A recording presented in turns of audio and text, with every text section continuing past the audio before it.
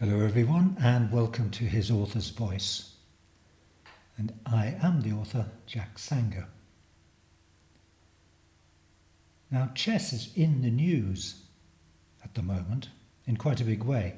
I suppose it followed the Queen's Gambit, that brilliant series on Netflix. But it has been given a supercharged lift by accusations of cheating in the World Championship matches between Magnus Carlsen and Hans Niemann. Well, this got me thinking, and I've written a short story for you to hear, and I think it makes the story of Carlsen versus Niemann pale in comparison. Let's hope so.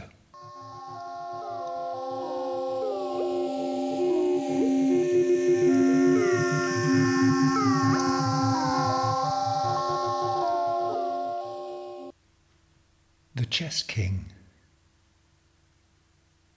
Endgame. Marina Cortez had sudden use of a quantum computer to cover the World Finals' last and deciding match. She was in charge of the World Federation of Chess's security to ensure absolute integrity at the professional level. As such, she had to investigate the rumours. Pieter Rosberg, the world champion of the last 10 years, was being held to a draw by Benny Schmidt, a young pretender. But whispers were circulating that the challenger was being aided by a supercomputer, which was analysing his opponent's moves and relaying best possible responses via superconductive beads in his anus. These, the story went, were made from specially grown biocells, impossible to track and trace by current security equipment. Apparently they vibrated a kind of Morse code, and as a result the challenger was playing with an unheard of instinct. The gossip was further fuelled by the young host of these beads looking disinterestedly into the middle distance, as if listening to an inner voice, before suddenly plunging forward and moving a piece. The champion was playing white in this final game. The players were silhouetted, seated in a dim oasis, with only the board being lit up from within. An audience of several hundred sat round, and millions more watched via a chess channel. The atmosphere was electric. Rosberg had done everything he could to insinuate that the young man opposite had been cheating much of his chess life. The whole world was divided in its opinion. Those who supported Schmidt, the rock and roll wild child, and those who supported the effortless intellectual grace and good humour of the worthy champion. Marina watched while they turned on the quantum computer as White made the first move. It would be 10 moves in before she'd get the first indication of whether there was any cheating going on. The machine had barely been tested by its private developer, a man of such wealth that he had multi-billion businesses stretched across the world, and a private space flight program with his name on every nose of its rockets. A machine such as this one was like a child's toy to him. He was an excellent chess player himself, and had been intrigued by the controversy of its domination of the news. It was he who had contacted Marina about using the QC to resolve the rumours one way or the other. In truth, he was hoping it would vindicate the younger player, feeling that they were cut from similar cloth, personality-wise, a trifle autistic, a genius, and very blinkered by the will to win. What Marina certainly did not know, and would have found too weirdly esoteric to bother her mind about, was the curious nature of these QC machines. Unlike supercomputers, they did not crunch data in linear progressions.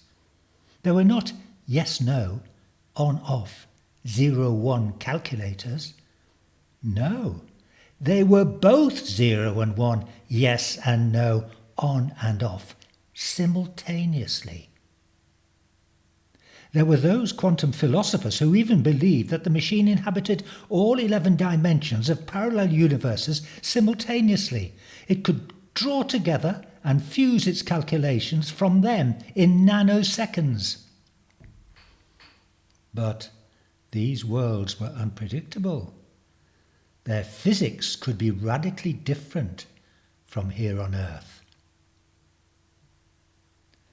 And what both Marina and the QC's owner did not know was that as the machine purred into operation, it embraced the multi-layered dimensional worlds it was inhabiting, and as a result of its extraordinary powers, it brought into existence another chess game, centuries before, in a cave on a Scottish island called Lewis, in instant entanglement with the one she was overseeing.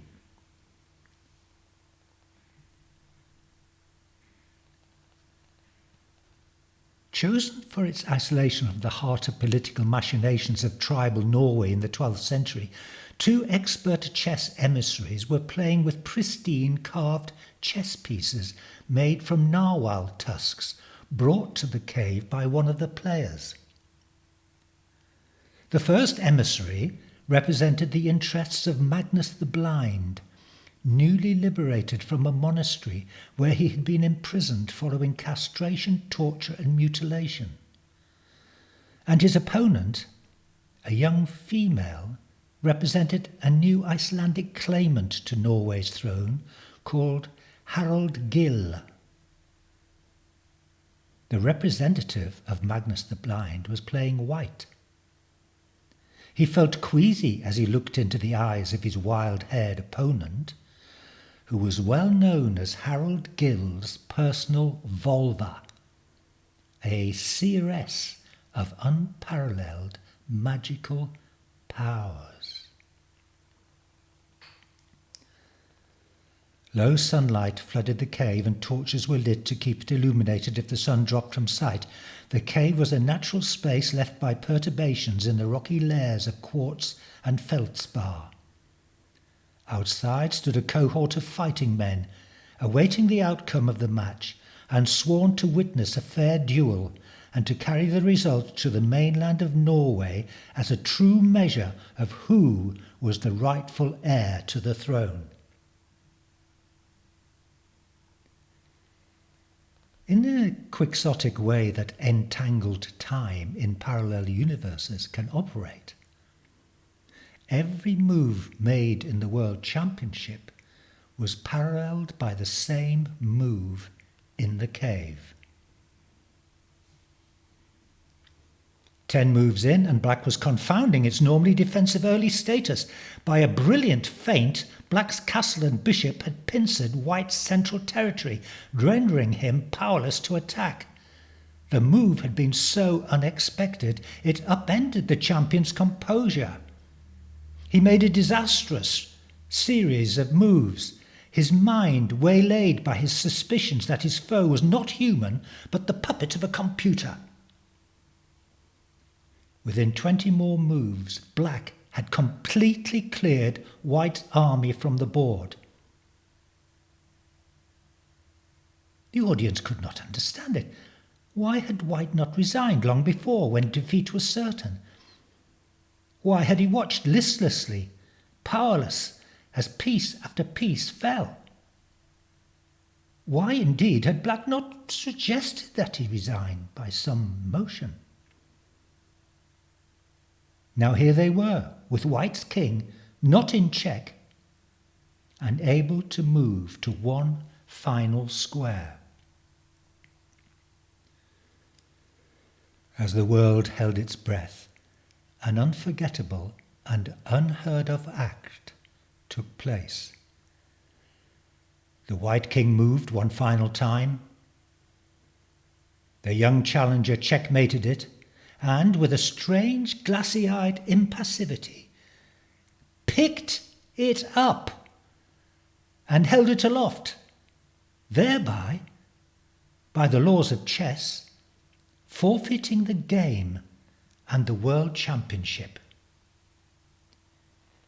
"You win," his soft voice echoed through the microphones.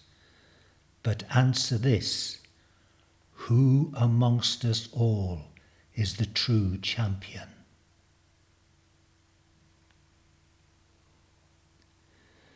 At this moment, several centuries earlier, the Volva picked up the last chess piece of her opponent and said, "I hereby take your king as my prisoner, in true measure of the claim of my lord Harold Gill, who amongst us all is the true king. The armies of Magnus the Blind will soon be defeated in battles to come," she said, collecting the rest of the pieces, "for he won't accept this defeat, despite these gathered witnesses. And I say this, that hereafter, in all lands among all peoples, no king shall be usurped from his throne as a result of a game such as this." Her opponent sat spellbound as she left, powerless to speak, just as he had been powerless to ward off defeat in the game. The Volva took the enchanted chess pieces and buried them in a secret place, for they had served their singular purpose in the unwinding of fate.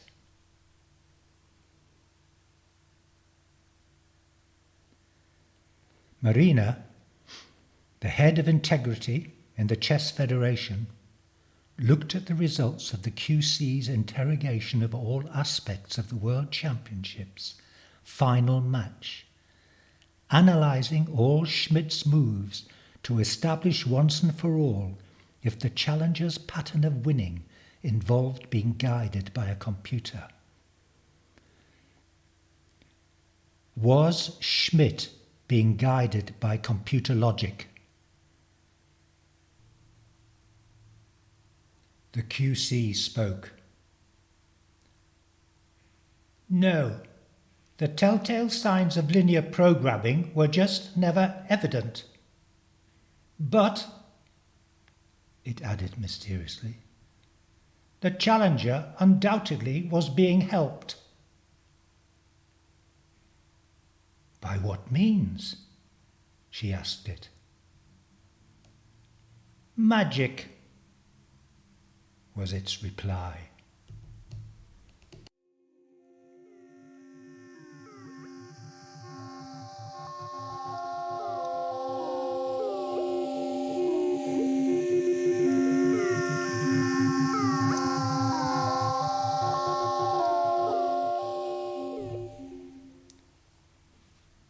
There we are.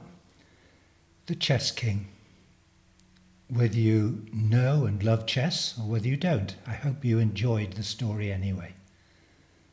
If you'd like to read more of my work, there are short stories and novels and plays, by going to my website www.jacksanger.com, and you can download for free or make donations. In the meantime, please subscribe to this site and tell your friends. The more the merrier, as they say. Many thanks. Bye for now. Goodbye.